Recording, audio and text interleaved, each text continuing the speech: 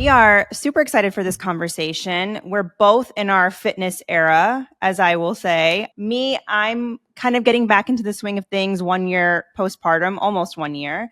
And so fitness is just really on the brain. But I will say, I think I can speak for a few women when I say that even though I prioritize it, especially over the last decade of my life, it's not something that comes particularly easy to me. Whereas like cooking healthy food, sleeping on time, like other healthy habits, I got it. But fitness is like that thing that there's always that hurdle for me.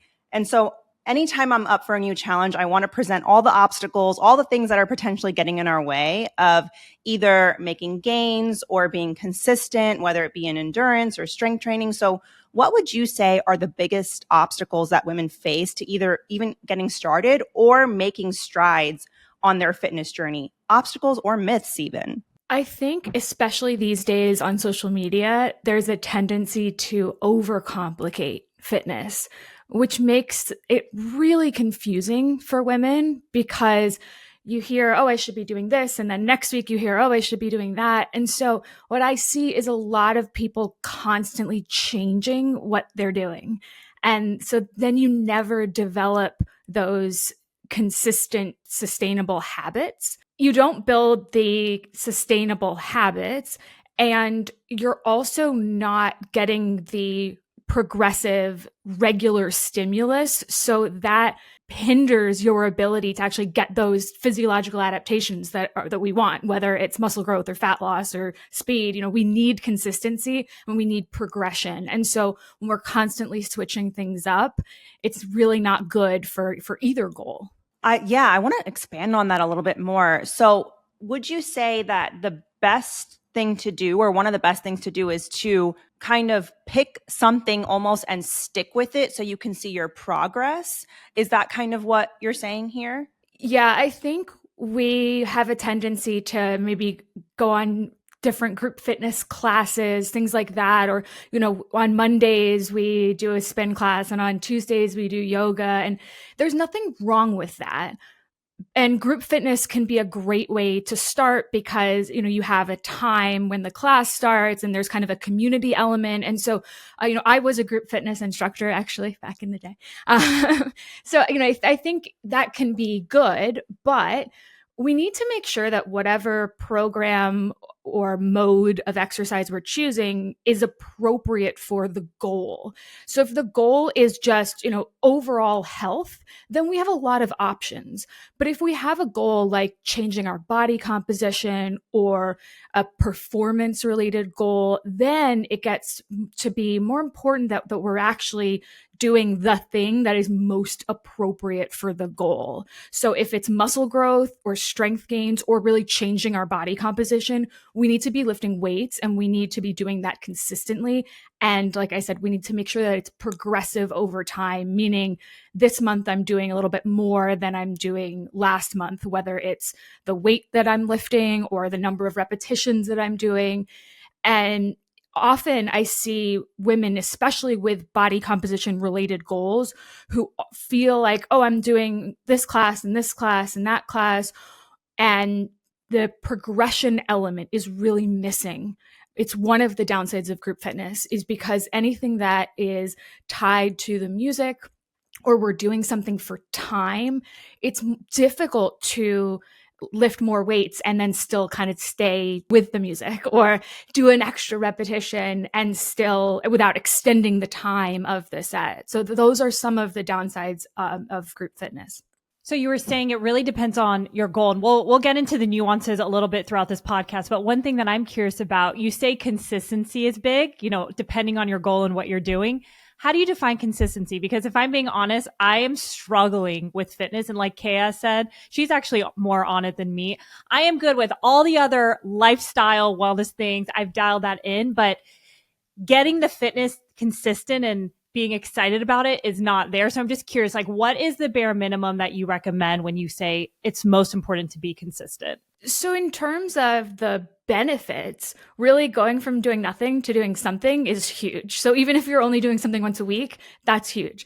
Twice a week, it's better, but you know, you don't have to be exercising every single day.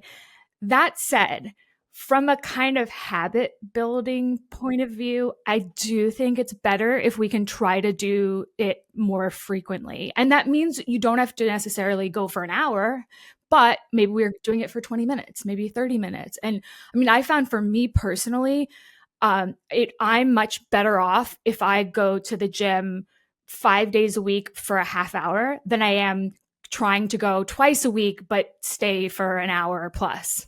And you mentioned, online, there are so many myths. So many people have different opinions. It's confusing to people. Would you say, or I'm curious to get your thoughts, which myth do you think is maybe the most harmful that you hear often and why? I think the overarching theme is that women are so different that because we are women, we need drastically sex-specific exercise and nutrition recommendations, and those change with the menopause transition drastically. And it makes it so that some of these recommendations are kind of a deterrent to engage in fitness, because you hear things like, you must be doing sprint interval training, or you must be lifting really, really heavy weights, sets of 5. And that is a problem because whenever you present someone with a you must or you should never, that's not a great way to facilitate behavior change. That's not a great way to get buy-in. And the great thing about fitness is that it's all really beneficial. So I can say that, and I can also say, if you have a goal, there's probably a better and a worse way to accomplish that goal. But we should never be demonizing any kind of physical activity because it's all positive, and we should be encouraging people to do what they will do consistently. I want to dive into that a little bit more because we've heard you on so many different podcasts, on our friend Gabrielle Lyons' podcast, talk about, the challenges with cycle syncing your workouts. So I would say, just very transparently, a lot of the community that follow Yasmin and I have probably tried some form of cycle syncing in their life, or they're curious about it. And Yasmin and I have also been learning a lot from different practitioners about, why there's obstacles with that form of, especially when you're tying your fitness to where you are in your cycle. So what does your personal experience with this look like? What does the research actually say? And if we aren't exercising along with our menstrual cycle, what is a better way to approach it? So I was really excited to dive into this from a scientific perspective as a researcher, because the hypotheses around it were really interesting, and they stem from these animal models that show, there's really some link here perhaps between estrogen and muscle, and what's that about? But as is often the case with animal models, it doesn't translate to human physiology. That's really what it seems to be the case once we actually look at cycle phase and how the muscle is responding to exercise. And that's some of the work that I've done. I think there are two key things here. One ties right back to what we were just discussing with consistency. If you're changing what you're doing every week, then it's not good for habit building, and it's not great for exercise-induced adaptations, because if we're lifting weights and we are prioritizing muscle growth and strength, then we need to practice those movement patterns so our technique and our form is consistently on point. And we need to do those movements and stimulate the muscle on a regular basis, because that is what facilitates adaptation. So the idea that one week you do this and then the other week you do that, just from a kind of exercise programming perspective, doesn't make a lot of sense. And it's probably going to delay your progress. The second thing that's really important to highlight is, having done this work and tracked cycles and ovulation and measured hormones in many, many, many women, the idea that we are all quite similar and we all have quite similar cycles is a bit of a fallacy. And so you'll see these programs that kind of map out a 28-day cycle, and we have 2 very equal length phases, or everyone is ovulating right in the middle of their cycle. And what we actually see is there's a huge amount of variability. And so what your cycle looks like and the pattern of your hormone fluctuations, the timing, the magnitude of those fluctuations can be highly variable from woman to woman, and also in some cases from cycle to cycle. So it's much more complicated. And we also see people report very, very different subjective experiences. To say, oh, it's the beginning of my cycle, I just started my period and I got a PR in the gym, I have so much energy. And then there are other people who say, I can't get out of bed, I have terrible cramps, I wouldn't even think about going to the gym today. So I think the better way to approach this is on an individual basis, such that we're never planning on feeling weak or performing worse. We're instead responding to that day or that week, on a cycle to cycle basis as individuals. And we have some tools in place to say, I'm going to back off a little bit, or I'm going to switch up those exercises, or maybe I'm going for a hike instead of going to the gym today. All of that is completely fine.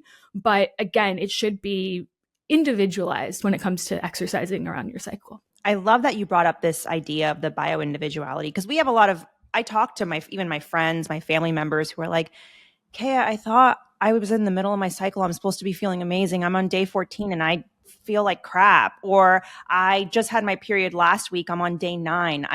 I always feel weird the week after my period. I thought I was supposed to be in this like estrogen, dominant, like amazing space. And so what you're saying completely makes sense. And I want to even expand on that more, because I think it would be so helpful for people who are listening to try something else, right? So like, let's say they're sticking to a program where, either they want to lose weight or fat loss is the goal or something like that. So rather than, hey, I'm in my follicular phase, I'm going to do all the strength training, I'm ovulating, I'm going to do the HIIT, I'm in my luteal, I'm going to do the yoga. What would be a better approach for somebody whose goal is specifically like, I have weight to lose, I have, some fat loss in mind, keeping in mind that there are those days where they might not feel their best self, but it doesn't have to look the way that everybody else's does. Again, going back to the consistency, right? So we know that weight loss is primarily driven by changes to the diet. And so when we focus on, energy expenditure from exercise, it's the passenger seat, right? So the calorie deficit is really what's driving the fat loss, and the physical activity is important for improving body composition in terms of building muscle. And so it's not just about weight loss, it's about fat loss while we're trying to preserve some of that muscle.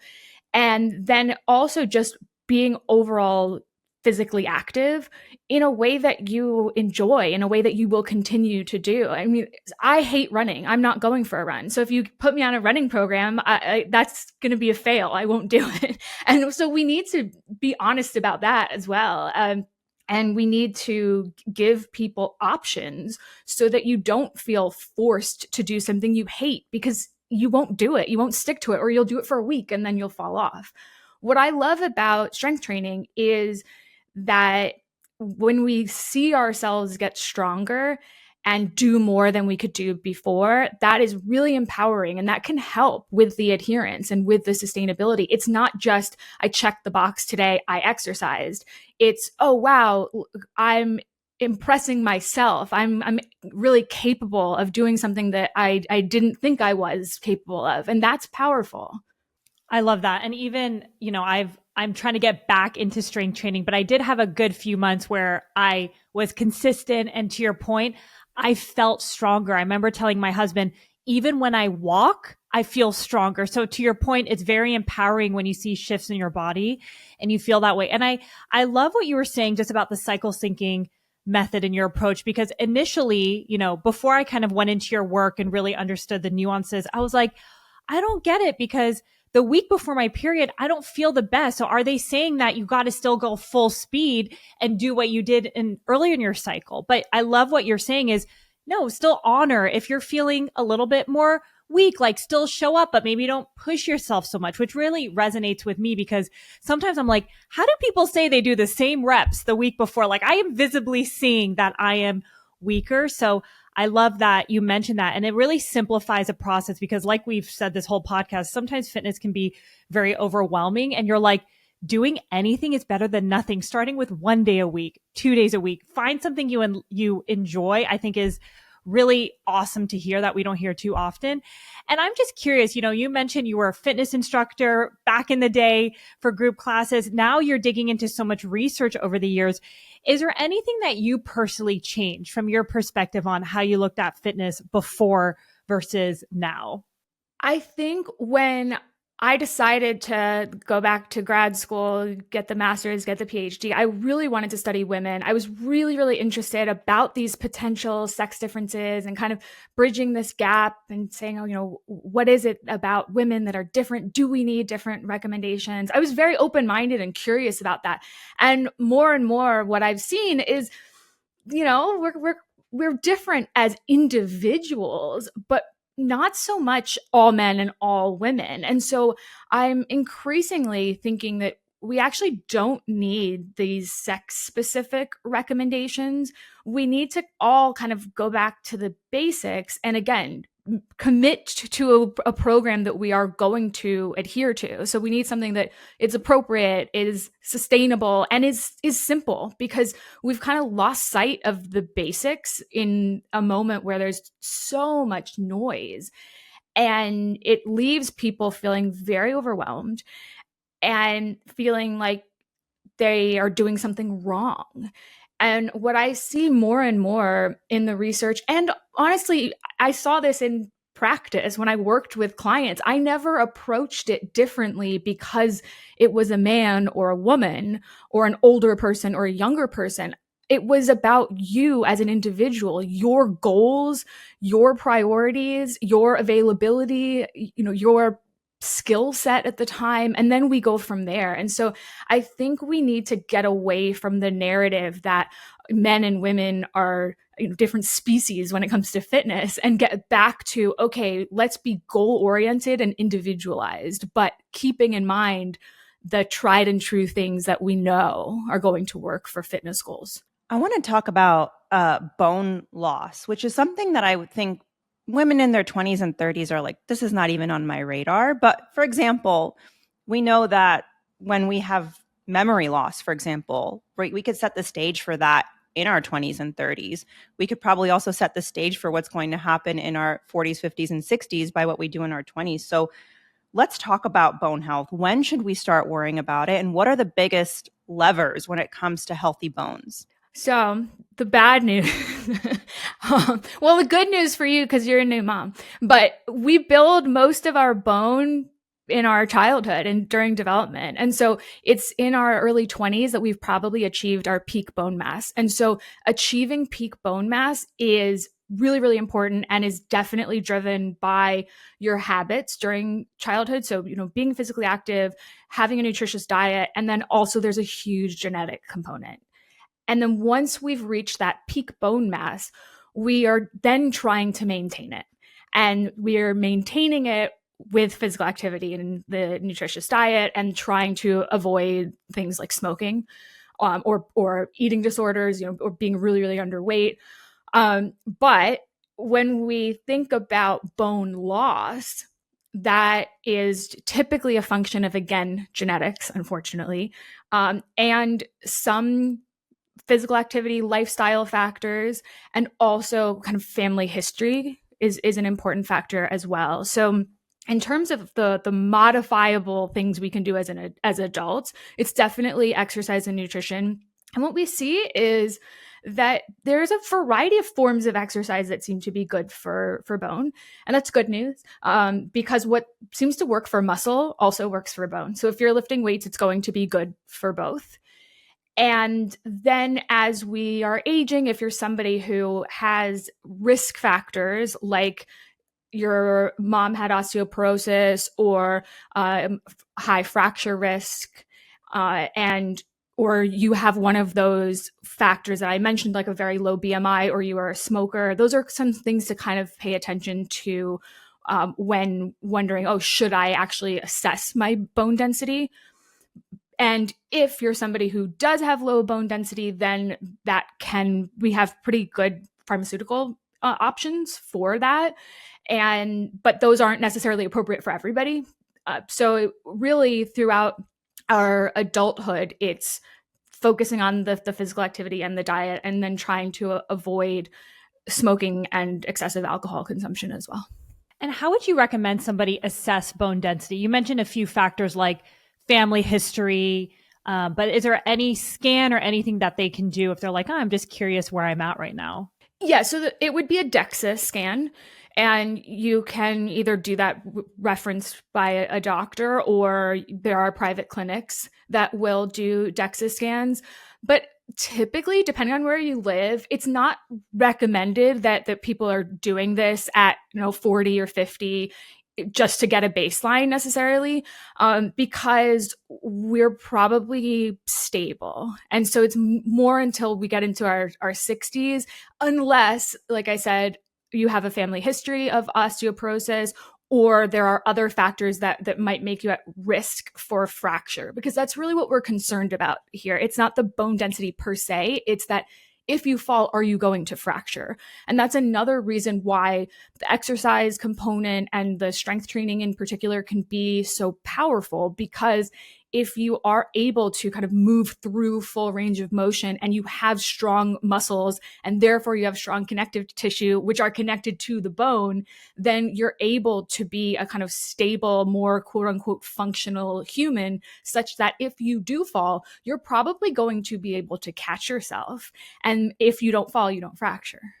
Is it ever too late to build your bone density? I mean, I'm just thinking about my mom and people her age who, they're not actively working out, but they're becoming more aware of how important it is. They see their parents falling and fracturing their hips. So have you seen, I don't know, from the research or anyone like be able to really rebuild that muscles maybe later in life? Bone is less positive than muscle. With muscle, we see people who start lifting weights in their 80s and they're still able to grow some muscle, which is really, really powerful and such a cool thing to see. With bone, like I said, it's more about trying to kind of preserve what you have than build new bone. But exercising is always helpful and it can always be beneficial, because it's also the rate of deceleration, right? And so physical inactivity is going to contribute to that. So part of just maintaining what we have is the exercise component, is being physically active. And it's definitely never too late to start, because the more and more sedentary we become, the more muscle we lose, the more bone we lose. And we're setting ourselves up to age in a way that will not prioritize our independence and overall physical function, which is really important. And I know that for some people who are younger, we're not thinking about, oh, what am I going to look like at 80, or what's my life like at 80? But when we see, the way that our grandparents were at 70, and then we see the way our parents are at 70, for me, I'll say there's a huge difference. And one of those differences is how functionally independent and physically active my parents are. And I think, for our generation aging, we can do probably even better by prioritizing it early on. And as people live longer, then it does matter. We don't want the last 20 years of our life to be really hindered by the fact that we can't enjoy the things we enjoy because we're limited in our physical function. Oh my gosh, we talk about that so often, especially thinking about, oh, I wish when I was in my early 20s or my teens, I knew all this stuff about how to make my menstrual cycle healthier, or tracking my cycle for pregnancy or whatever it is, to make that part of our lives easier. And now we're, Yasmin and I are like, we need to set ourselves up now so perimenopause and menopause is like easier, right? And it's like not as difficult of a transition as we've seen for so many people. So we know, okay, with bone loss, it's a little bit tricky. There's the genetic component, and we reach that maximum density when we're younger. Let's talk about muscle. Let's say somebody's coming to you essentially having no fitness experience, but they really want to get into it. Maybe they're a little bit older, but they want to build muscle. Can you walk us through, like, what are your basic dietary and strength training recommendations for somebody who's like, that's their biggest goal? Like, I want to build muscle. So the training is going to be the most important component, because that is the stimulus for growth. The protein that we can talk about is going to optimize that growth, but eating protein doesn't build muscle. We have to lift weights if we want to build muscle. When we think about how to approach it, one of the cool things about strength training is there's a array of options. So if you're somebody who's never done anything, then maybe some exercises just using body weight will be challenging at first. And then we can incorporate resistance using bands or dumbbells or barbells or cables, or we can use machines if you have access to a commercial gym. I really love machines if you're a beginner, because it kind of takes away some of the guesswork and fear of injury, and machines tell you where to put your feet and how to push the weight. And so it's a good starting point. And then of course, if you can access a personal training session or two to kind of get you more comfortable in the gym, I think that can be really helpful as well. And we want to, let's say, go twice a week to start. We'll do full body workouts to try to hit all the major muscle groups.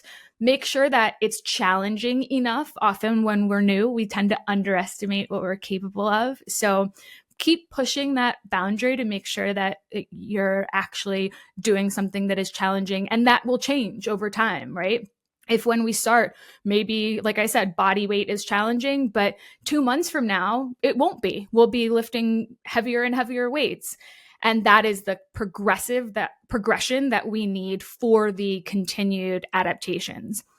Then we support that with proper nutrition. So an overall well-rounded diet. We do want to bump up the protein from the RDA of the 0.8 grams per kilogram of body weight, bumping it up to about 1.2 grams per kilogram of body weight makes a meaningful difference. So this isn't a crazy amount of protein, but it's probably protein with every meal. And if you struggle with that, then we can always supplement with a protein shake as well. I'm doing all the math in my head right now. I'm like, okay, my body weight 1.1. But no, it's so helpful. And I'm going to pivot to just a topic that I'm also curious to get your thoughts around when it comes to fasted training. That's such a hot topic that so many people are talking about. So I'm curious, what is it and what are your thoughts? Fasted training is just not eating before you exercise. And there are certain reasons people like to do this. One is just logistically, they train really early in the morning and they don't want to eat first. Other people, if they eat too close to their workout, experience some GI issues. And so they'd prefer to train on an empty stomach. So total personal preference. And then the other thing is, if you are, for your dietary pattern, doing some sort of intermittent fasting, time restricted feeding, and you exercise in the morning, then that might be another reason why you are making the choice to train fasted.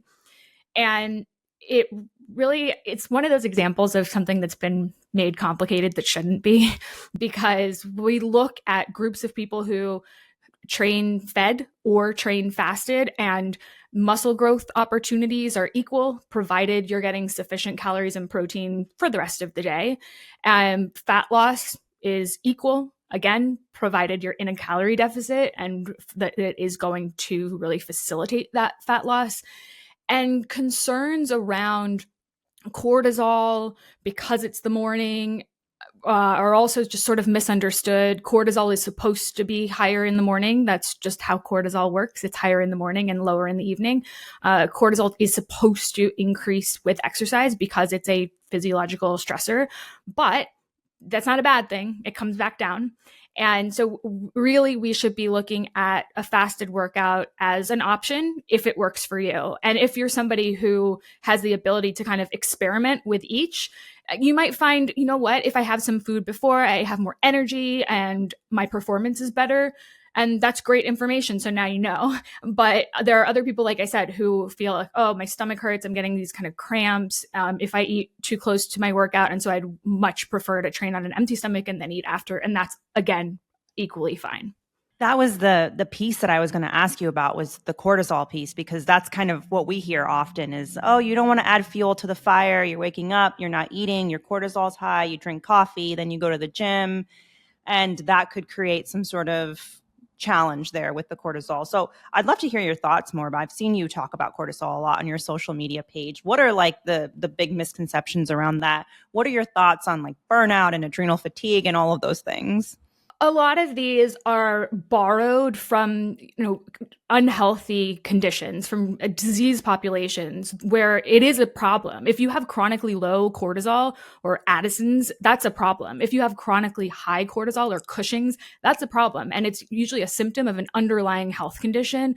And there can be a host of downstream effects of that are problematic. And some of those are related to body composition. People with Cushing's can have body fat redistribution. The thing is, social media is now saying, I have cortisol face or cortisol belly. And they're not talking about people with Cushing's. They're talking about everybody. And that's sort of the disconnect, because there's the kernel of truth where we have Cushing's or we have Addison's, and that those are serious health conditions that need to be addressed. But then we have people who are worrying about acute fluctuations in cortisol throughout the day. And cortisol is a really, really important hormone that's really tightly regulated by our hypothalamus, our pituitary, our adrenals. And it's important in regulating blood glucose, blood pressure, the immune system. And of course, we know it as the stress hormone. So it does that as well. But it's designed to kind of go up and come back down as needed. And unless we are somebody who has one of those underlying health conditions where those fluctuations are dysregulated, we don't need to worry about the acute fluctuations because they're working as they're intended to physiologically. Another example of this is the insulin response when we eat. That happens to everybody. And if you're diabetic, then that's something that you need to be aware of and perhaps monitor. But if not, then there's no reason why we need to be worried about the insulin spike or, wearing a continuous glucose monitor. So I think we're kind of borrowing things from health conditions and then trying to make them relevant and important for the general population. Yeah, I appreciate that conversation so much because it definitely does seem like, social media just makes it so easy to major in the minors. And I think what you're saying and why your work is so important is you're just trying to get people to major in the majors, the things that are really going to move the needle forward. So I definitely think it's like a good conversation worth having. I also understand that topics like that, like cortisol face and all that stuff, like it gets views, it gets likes, it gets clicks. It's probably going to be that way for a while. Yeah, and I think people have a tendency to gravitate towards alternative explanations to things because fat loss takes time and patience and consistency, and it's not easy. Just because it's simple doesn't mean it's easy. And so we want to find some other explanation and we want to solve a problem with a supplement or a quick fix. And unfortunately, it ends up with people often wasting money and not really getting the results they want because there isn't any sort of magic fix. And social media is great for taking advantage of people in that way. 100%. I know we've been talking about fat loss in general, and one thing that we hear a lot from our community, and I'm sure you do too, is a lot of women begin to face belly fat challenges. Maybe it's a certain age. I'm curious to get your thoughts around that, around perimenopause, or like my body's changing. I work out, I'm still eating well, but like what is going on with this belly fat that I'm now experiencing? So I'm curious, maybe what are some of the myths around getting rid of the belly fat and what actually works from your perspective? We all tend to store fat a little bit differently. So you'll see there are some kind of broad sex differences around this where the majority of men will store more fat, in their abdomen or low back, and the majority of women will store more fat in the lower body. But that's not true for everybody. There's certainly women who have that opposite fat pattern distribution. It's true that during the menopause transition, some women experience kind of a shift to start preferentially gaining fat in the midsection, as opposed to maybe they used to store it more in the hips and thighs. And so it's something that is kind of jarring because it's not what you're used to. And so I think part of it is that we're really focused, laser focused in on this fat distribution that is new. But it's not it's now the sort of stubborn fat, meaning it's the last fat to go. And so maybe we've lost weight in other locations, but we're just really focused on that one area. And the good and bad news, depending on how you want to interpret it, is that it responds to a calorie deficit just like all other fat. But we do need that patience element, because if it's going to be that last fat to go, we don't have control over that. We lose fat where we lose it. And sometimes you might lose it first in your face and you didn't even want to lose it in your face, but that's what happens. Or sometimes you're going to lose it in your hips and thighs, and then the abdominal fat is the last to go. But there are no shortcuts or kind of spot reduction techniques short of surgical interventions. I'm curious with the calorie deficit component. I have a few people that I know in my family who are taking Wegovy or Ozempic, similar thing. And I'm trying to work with them, but seeing just a dramatic muscle loss. Like I see it in their bodies. I see, what's happening. And also them being on very, very, very, very low calorie. There is a component there of not eating the right types of calories, not eating enough protein. Like, there's so many layers there. But when you have that much calorie deficit, is there concern of muscle loss? Like, what's the best way to combat that when somebody's going that low calorie? So there's a few points there. Yeah, these medications work because they put people in a calorie deficit. And so I think that's just important to kind of underscore, because when I talk about calorie deficits, people will say, but what about Ozempic or what about GLP-1s? It's like, well, that's why they work. It depends how much weight you have to lose is the other thing I'll say. So if you're somebody who has a lot of weight to lose, then being in a calorie deficit, whether it's with the assistance of the medication or not, you are going to lose some fat and some muscle. That's just the nature of dieting and a lot of weight loss. That said, it's really, really important. And I think good practitioners will educate their patients about this. That, as you said, if you are losing a lot of weight and you're losing it quite quickly, then we want to prioritize the fat loss and try to preserve, to the extent that we can, the muscle that we have.